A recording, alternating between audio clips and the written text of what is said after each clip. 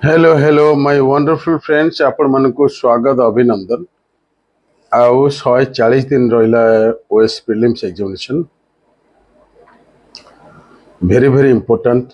ये 140 दिन आपण माने जानतु माने पूरा फुल यूटिलाइज करिया दरकार।